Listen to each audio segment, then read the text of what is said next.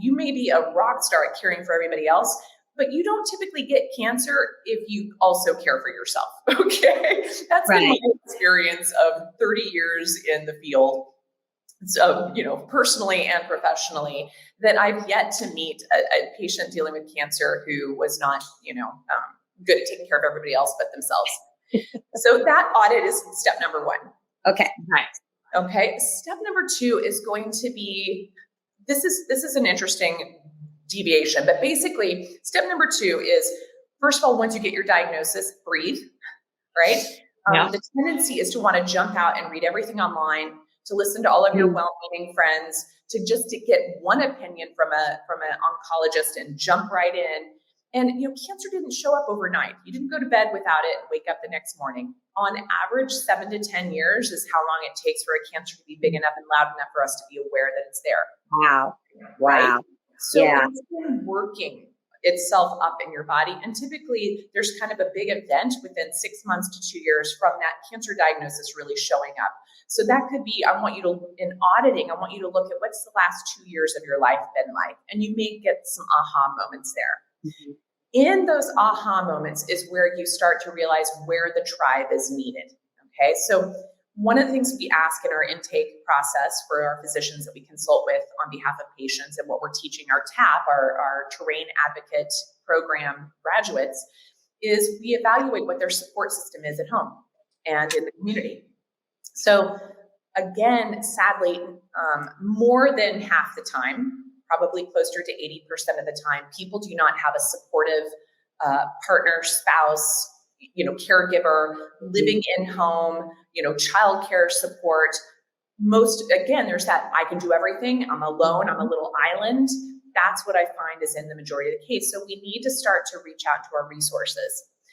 One of the hardest discussions is about evaluating the relationships in your life. Okay. Yeah.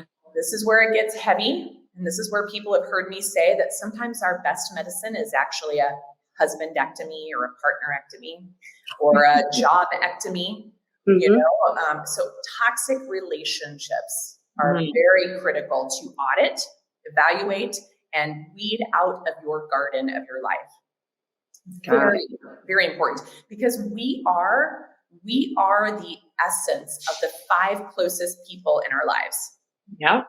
Okay, so if it's a toxic boss, or you're the toxic boss, or toxic work environment, if it's a toxic relationship, if it's a toxic family relationship or friendship relationship, it is so time to reevaluate those. Or if you go to a place of worship that feels like it's not in alignment with your spiritual beliefs anymore, or your whatever it is, you have to start to look at that, because that creates this what's the word, cognitive dissonance, and this loss of coherence in the body that you can't, no matter what supplement, what chemotherapy, what surgery, what diet, what herbal remedy, what meditation, nothing will penetrate that, right? If that field is toxic. Right. Right. So important. And it's a hard one. It's a real hard one. Probably the hardest. Because I've literally sat where I've looked at, just specific to this group we're speaking to, I've looked at, they're doing everything right on the diet.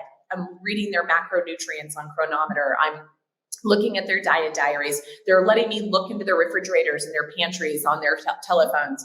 I know they're doing it totally right. They're checking their blood glucose, their blood ketones. They're doing all the things on the diet, that side. Their lifestyle, they're up there meditating, they're working out, they're doing weight lift training, they're doing intermittent fasting, they're doing all the right supplements specific to their condition and situation and their lab evaluation.